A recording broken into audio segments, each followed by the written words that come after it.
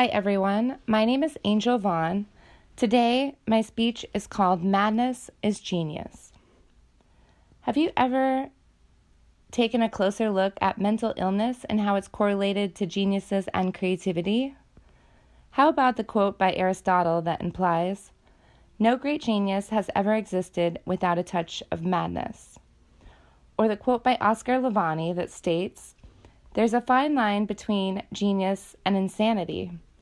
I have erased this line." Or what if we consider the many genius people who have been affected by mental illness?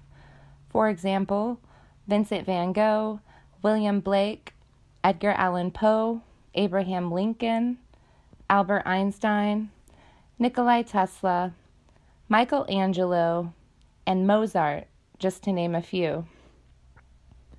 Is madness nothing more than a label? Let's take a closer look at mental illness. Richard McNally states in his book, What is Mental Illness?, that the boundary between mental distress and mental illness will never be neat and clean.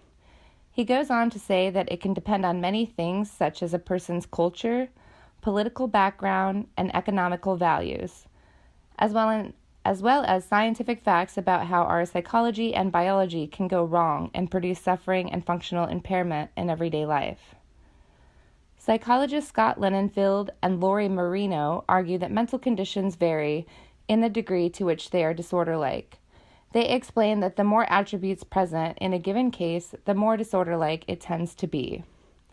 Psychologist Paul McHugh contends that a wide diversity of mental health conditions fall into 4 clusters. Let's take a closer look at these 4 clusters. In the first cluster includes disease that produces a disturbance in perception, cognition, and emotions. Paul states that the symptoms arise from involuntary functional pathology of the brain. Some examples given were Alzheimer's, bipolar disorder, and schizophrenia.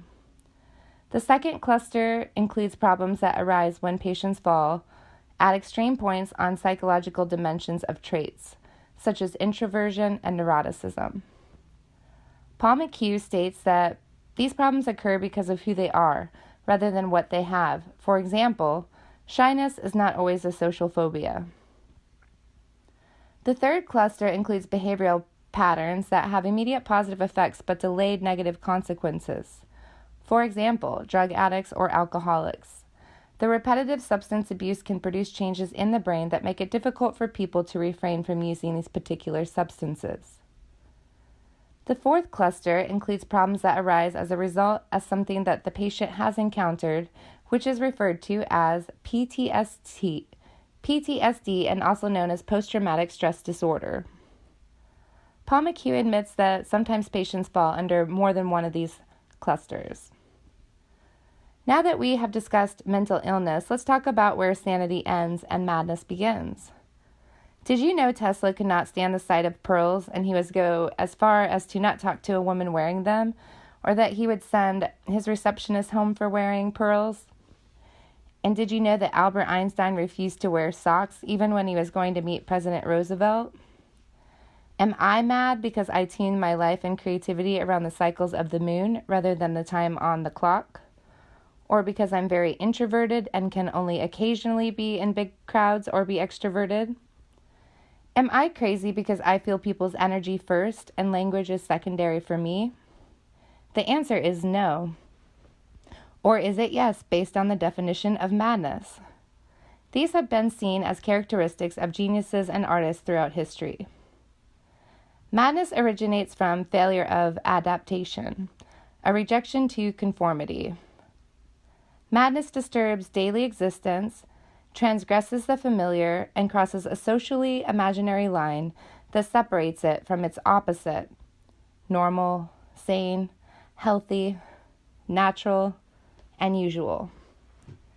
Mary DeYoung states in her book Madness, published in 2010, that indeed sanity and madness, although perceived as distant and even opposites, in truth blend into and around each other. She goes on to say that labels have profound consequences for how a person is perceived, interacted with, and treated their whole life. Mary says madness has been pointed out as a disease, although, of course, what is meant by disease has shifted throughout history. Some geniuses that receive the stigma have transformed it into a badge of honor. Throughout history, many artists, geniuses, or visionaries have willingly claimed their madness. Mary talks about another subversive interpretation of madness that has endured over time, and that is an unlikely gift bestowed upon the holy fool, the mad artist, the wild prophet, and the insane genius. Madness sometimes has been seen as a blessing in disguise as a gift of prophecy, creativity, insight, and even love. Greek philosopher Plato spoke of the existence of a heaven-sent divine madness that transported poets and artists into the world of divine truth. Mary states in her book that sometimes the only way to appreciate the creativity and genius of an author or an artist is through a prism of madness. In the article, Why Are Geniuses and Madness Connected?, written by Natalie Volchover on June 6, 2012, goes on to reveal further information on the notion of the tortured genius. Natalie states that there are many varieties of psychosis. Creativity appears to be linked to mood disorders, and especially bipolar disorder. Bipolar disorder entails dramatic mood swings between extreme happiness, known as mania, and severe depression. Psychologist expert Fallon states that people with bipolar tend to be more creative when they're coming out of depression. During times of mania, the sheer bounty of ideas can lead to a stroke of genius and the probability to produce something profound. While these conditions are debilitating and even life-threatening, scientists say that society benefits from the productivity of the tortured genius. The tortured genius does not consider their moments of brilliance to be worth the extensive suffering. There are connections in the frontal lobe that confirm creativity, genius, and mental illness are connected and use and affect the same parts of the brain. The Canadian government news article written on November 2, 2019, called Kinesiology Research Aims to Reduce the Mental Health Stigma. Doctors Melanie Gregg and scholar Jose Gallego have launched a campaign called Stigma Stop, and the goal of the campaign is to reduce the stigma and get people used to and feeling more comfortable with mental illness. Gregg explains that mental health is something we should all be aware of, and she understands it's not a simple problem with a simple solution. Both doctors agree that by reducing the stigma, it will open the door for people to feel more comfortable talking to one another and asking for help.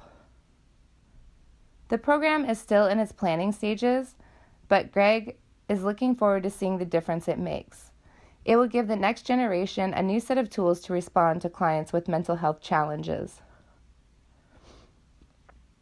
Authors, researchers, and mental health professionals Stephanie Knack, Andrew Zetzo, and Keith Dobson from the Opening Minds Initiative put a lot of focus on the stigma within the healthcare workplace. An interesting fact that I came across in this article is that all psychiatric disorders were significantly higher for workers in the healthcare industry than any other sector. Nurses have been particularly vulnerable to the development of PTSD. Sadly, the mental health stigma remains the barrier that prevents healthcare workers from seeking help for their mental health problems. The study identified that the key barriers to seeking help include that 73% of people were worried about the perceptions of their colleagues, while 54% had concerns with confidentiality. 52% had concerns about letting their patients down, and 15.7% worried about career progression. The program Opening Minds Initiative aims to provide mental and psychological health and safety in the workplace by using interventions that aim to improve coping skills, help seeking, and knowledge about mental health to shift perceptions within the workplace. The research goes on to say that many healthcare providers hold negative attitudes towards patients with mental illness, and they are often pessimistic about the possibility of recovery, and sometimes are dismissive to the patients, leaving them feeling devalued and dehumanized. Would you treat someone with a broken arm this way, or someone with stage 4 cancer? Mental illness is a disease just like cancer, and it can be managed and sometimes cured with appropriate treatments. I feel strongly about mental health awareness because I have lost so many friends to suicide over the last several years. I've decided to take an active role in advocating for those who are no longer here to advocate for themselves, to advocate for those who are here and who are silently suffering from mental illness and not asking for help when they need it.